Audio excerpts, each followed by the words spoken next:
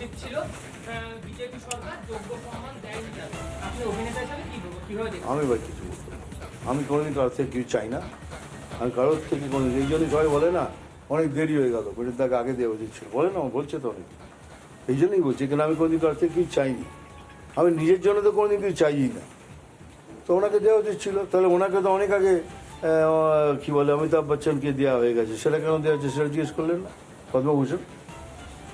ভারতরত্ন কি দিতে দেওয়া উচিত? সেটা তো আমি বলতে পারবো না। যারা ভারতরত্নের কি বলে অমিতাভ বচ্চনকে কি দেওয়া হবে কি দেওয়া হবে না, সেটা হচ্ছে কমিটি ডিসাইড करবে, আমি কি করে করবো? सर पश्चिम बंगाल में 42 में कितनी सीटें की उम्मीद कर रहे हैं सर? सर ये मैं बोलूँगा नहीं, ये मैं बोल भी नहीं सकता। मैं सिर्फ 10-12 जगह ही घूम के आया हूँ। पूरा घूमने दीजिए, उसके बाद सवाल कीजिए, मैं बोलूँगा। बट जहाँ भी गया हूँ, very positive science, very positive body language. আসানসোলে এসে কিরকম ফিল করলেন? এইটাই ফিল করলাম। কবি স্যারকে বলছিলাম कि sir very very positive vibes. Ram Lalla ने जगह दिया है, हम सनातनी है और ये देश सनातन है। 42 ডিগ্রি সেন্টিগ্রেড তাপমাত্রা আসানসোলে, প্রচুর মানুষ, আমরা দেখলাম যখন রোড শো করছেন প্রচুর মানুষে দাঁড়িয়ে রয়েছেন, ঘর থেকেও মহিলারা পর্যন্ত। মানে আমি সত্যি করে বলছি, আপনাদের সমস্ত লোককে হাত জোর করে বলছি, আমি কিভাবে আপনাদের ধন্যবাদ জানাবো বলতে পারছি না। এই গরমে এই লোকগুলো বেরিয়ে এসছে, দাঁড়িয়ে রয়েছে সেই ভালোবাসা দেওয়ার জন্য। It is unbelievable. আপনাদের রিয়েলি ধন্যবাদ। মানে আমি তো এখান থেকে এসে বসে আমার হাড়ের চক্কর এসে গেছিল, ফ্র্যাঙ্কলি বলছি। মোদি ফ্যাক্টর কাজ করবে নাকি ম্যাজিক কাজ করবে এখানে? Modi magic, my God, Modi magic is terrific magic, you can't believe it. আর 22 তারিখের পর তো নিজেরাই দেখে নেবে চমৎকার। सर आप एक एक्टर है और 22 तारीख पर मैंने की देखना है 22 तारीख কি বলছেন? सर आप एक एक्टर है और सबसे बड़ा बात आप एक बंगाल का सुपुत्र है, लेकिन सबसे शर्म वाला बात यही है बंगाल से बिजनेसमैन को टीएमसी खदेड़ दिया। टाटा जैसा आदमी को इज्जत नहीं मिला। छोटा बड़ा हर बिजनेसमैन यहाँ परेशान है। आसनसोल में अगर बीजेपी कैंडिडेट जीत गया, आसनसोल में लास्ट 3 महीना में घर में घुस के ऑफिस में घुस के गोलीबारी हुआ, बिजनेसमैन को गोली मारा गया। हम लोग का एक ही क्वेश्चन है, बिजनेसमैन जो है जो स्टेट को आगे बढ़ाता है, बिजनेसमैन का क्या सिक्योरिटी है? बिजनेसमैन यहाँ पे बंगाल छोड़ के जा रहा है। कल ही डीएलएफ यहाँ से बिजनेस वाइंड अप कर दिया। हम असम का ये प्रथम खबर में का स्टेट हेड हूँ। सब हम लोग का वेस्ट बंगाल का आजू बाजू जो स्टेट है झारखंड, असम, उड़ीसा, इस बिजनेसमैन में डेवलपमेंट है। तो अगर बीजेपी आएगा, पहला क्वेश्चन है बिजनेसमैन को क्या सिक्योरिटी आप लोग दीजिएगा? पहला क्वेश्चन। सर मैं बोलता हूँ कि आसानसोल ही पकड़ी। एकदम अगर ये साहब जीत के आए हैं, पहली बात तो वायलेंस नहीं होगा, ये लिख के रखिए। ठीक ही is a very strong man, ठीक ही is a very honest man. ठीक बीजेपी ऐसे किसी को कैंडिडेट नहीं करता। ठीक बीजेपी एक ऐसी पार्टी है जो बोलूंगा सुनना कि बीजेपी एक ऐसी पार्टी है, वो प्रोसेस से जाता है, पता करता है। बीजेपी कोई दुर्नीतियों की पार्टी नहीं है। ठीक तो कोयला चोरी किया बीजेपी ने, कभी नहीं किया। बाली चोरी किया, गाय भैंस चोरी किया, प्रचार किया, नहीं किया ना। संदेश खाली जगह में औरतों का कुछ नहीं किया ना। तो वो पार्टी ने इनको चुना है। तो सोच लीजिए, ऐसा एक सच्चा पार्टी इनको चुना, एक सच्चे आदमी को चुना है। एक बार जीत के आंखें देखिए, फिर आपसे मुझे ये सवाल करना। सर आसनसोल में आईओसीएल का सबसे बड़ा पेट्रोल पंप था जुबली। आईओसीएल सेंट्रल गवर्नमेंट का पंप था, वहाँ बच्चों बॉस और ये सब टीएमसी का आदमी लोग आके कब्जा कर लिया। बहुत सारा इसमें एफआईआर भी हुआ। उसके घर से इलीगल वार्म्स भी ये बरामद हुआ। उसका गोली से उसका बेटी भी मर गया। कोई एफआईआर नहीं है, कुछ नहीं है। तो सर आपका क्या राय है? आप लोग अगर रहिएगा तो ये सब इलीगल काम एक्टिविटी। सर एक मैं तो बोल रहा हूँ, 7 दिन में सब खत्म। बीजेपी पावर में आया तो 7 दिन में, दावे से बोल रहा हूँ, 7 दिन में सब खत्म। স্যার আসানসোল শহর রাষ্ট্রায়ত্ত শিল্প শহর, এখানে অনেক রাষ্ট্রায়ত্ত শিল্প বন্ধ আছে। 400 পার হলে सर अभी हमसे आप पूछ रहे हैं, आप खुद देख रहे हैं क्या हो रहा है। आप खुद आसानसोल के रहने वाले, आप कुछ फील कर रहे हैं और इधर लोग चिल्ला रहे हैं क्या हो रहा है, ये हो रहा है, वो हो रहा है। लेकिन जो रह रहे हैं वो मुझसे ये सवाल कर रहे हैं, सब खत्म। 22 তারিখ কি হবে? 22 তারিখে একটা ইঙ্গিত দিলেন। 22 তারিখ হয়ে গেছে, যেদিন রামলালা আবার অযোধ্যায় ফিরে এসেছে। অভিষেক বা মমতা কি আপনাকে ফোন করেছেন? হাজি অভিষেক বা মমতা কি আপনাকে ফোন করেছেন? না। আর দেখুন, আপনি আমাকে পার্সোনাল কোনো সওয়াল করবেন না। আমি পার্সোনাল রাজনীতি করি না, সবাই জানেন। I only talk politics. Trinamool slogan দিচ্ছে জনগণের গর্জন, বাংলা বিরোধীদের বিসর্জন। অথচ তৃণমূলের শাহজাহানরা তো দেশ বিরোধী কাজে লিপ্ত, বিভিন্নভাবে যেভাবে আর্মস সেখান থেকে রিকভার হয়েছে। নারী নির্যাতন থেকে অস্ত্র ভান্ডার, তাহলে শাহজাহানদের মতন বাংলা তথা দেশ বিরোধীদের কবে বিসর্জন দেবে তৃণমূল? কোন রকমের কোনো পদক্ষেপ কি নেবে? দেখুন না, ওরা বলছে বিরোধীদের বিসর্জন। কেন বলছে এটা? কি বিরোধী থাকলেই তো আওয়াজ উঠবে, বিরোধী না থাকলে সব যেখান থেকে পারবেন সেখান থেকে লুট করবেন, তাই না? বসে বসে লুটবে। এই তোমার সোনার কানটা দেখি ভালো তো টেনে নিল, এখন এইসব জায়গায় নেমে যাবে, কানে দুল ছেড়ে নেবে, গলার হাট ছেড়ে নেবে, যাক সেইগুলো নিয়েই তো হচ্ছে খেলা, তাই না? ওই হলো, হ্যাঁ, এখন ওইসব জায়গায় নেমে যাবে। বিরোধী থাকলেই তো আওয়াজ তুলবে, তাই বিরোধীদের আগে গর্জন বিসর্জন দিতে হবে। বিরোধী বিসর্জন দেবেন কেন বলুন?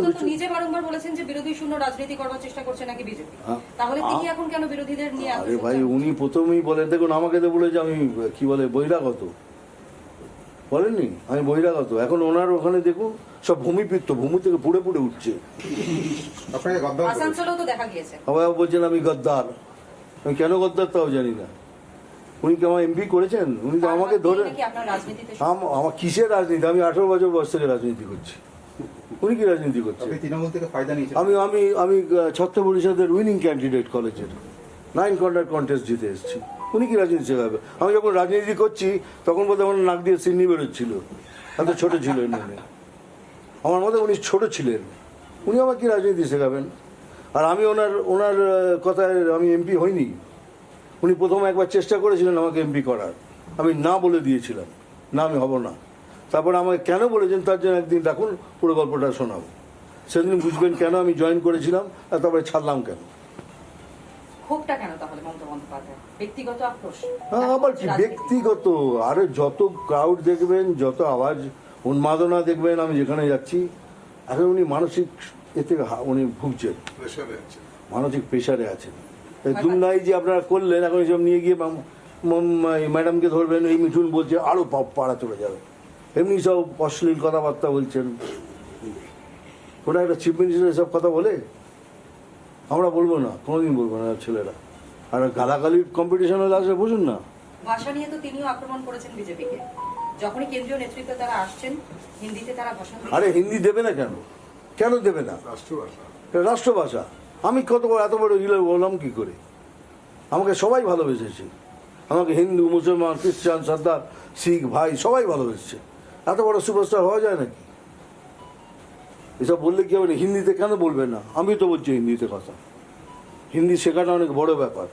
আপনি বাংলাতে বাংলার মতো কথা বলুন, যেমন কর্ণাটকে, তো আপনাকে কর্ণাটকা শিখতে হবে। আমি তামিলনাড়ুতে থাকি, আমি তামিল বলি। সে ভাঙাচোরা হলে আমি তামিল শিখেছি, আমি তামিল বলি। সেই ভাষাকে ইজ্জত দেয়া আপনি দেবেন না কেন? কিসের ব্যাপার? এইসব হলো ওই সুরসুরি দেওয়ার রাজনীতি। এগুলো যাদের কাছে কিচ্ছু থাকে না তখন তারা এইসব বলে সুরসুরি রাজনীতি। जब भी केंद्र से लोग यहाँ प्रचार करने बीजेपी के लोग आते हैं, तृणमूल के लोग उनको बहिरागत बोलते हैं।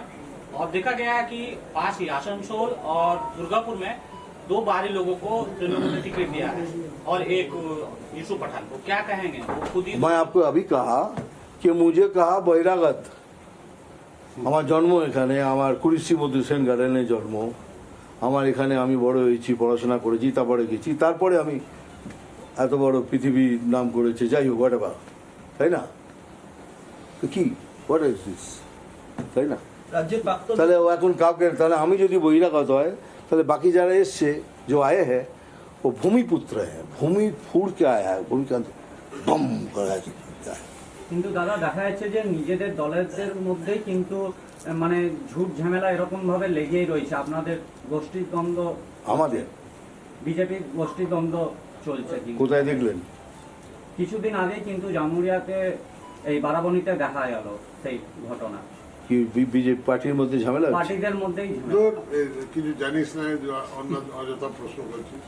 প্রেস কনফারেন্স বলেছি না আপনাকে অনেকে দেখতে পেলেন না, মানে তারা খুব দুঃখ করছে এবং কি মেসেজ দেবেন তাদের জন্য? কি দিক? এই যে মানে এই যে আরো অনেকে তো চাই, আর পাচ্ছিলাম না টানতে, সত্যি করে। এখন আমি এত গরম আজকে, আর আমি তো ভাবছিলাম যে এই যে যারা ছুটছে কত কষ্ট, তারাই অজ্ঞান হয়ে পড়ে যাবে যারা হাঁটছে। আমি সত্যি করে আমি স্যারকে বললাম কি স্যার ওই ঢাকি বেচারিরা দেখো না, মেয়েরা ঢাক বাজাচ্ছে। ওই জন্য আমি নিজে নেমে গেলে স্যার হাত মেলা নিচে নেমে ঢাকিদের মহিলাদেরকে গিয়ে হাত মিলে সম্বোধনা করে। দাদা এখান থেকে একটা প্রশ্ন করব।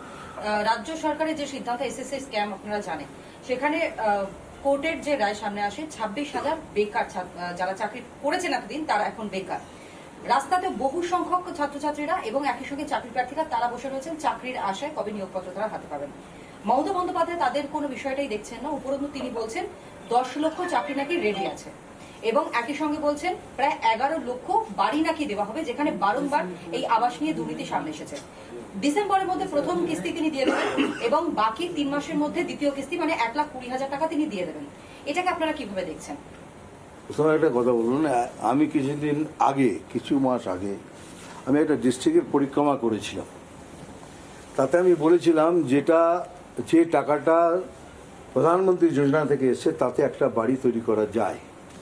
তাতে ওনাদের একজন সাংসদ আমাকে বাপ তুলে কথা বলেছিলেন, আমার বাবা তুলে কথা বলেছিলেন কে। তা এখন 1,20,00,000 কি করে হচ্ছে, কি করে ঘর বাড়ি তৈরি করবে? কি 1,20,000 তখনও প্রধানমন্ত্রী দিচ্ছিলেন, এখন উনিও দিচ্ছেন, তা কী করে তৈরি করবেন সেই ঘরটা? প্রথম কথা একটা জিনিস আপনাকে বলে রাখি, এই যে কতজন বসে আছে অথচ 11 লক্ষ না 10 লক্ষ চাকরি পড়ে আছে, এই খালি এই ইলেকশন অবধি। ইলেকশনে এই ইলেকশন শেষ 1, 2, 3 এমন দৌড়াবে কাউকে বুঝে পাবেন না, সব মিথ্যা কথা।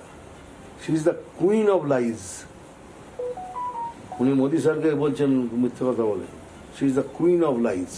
যা বলেন সকাল থেকে নিয়ে রাত্রে অবধি সব মিথ্যে কথা বলেন।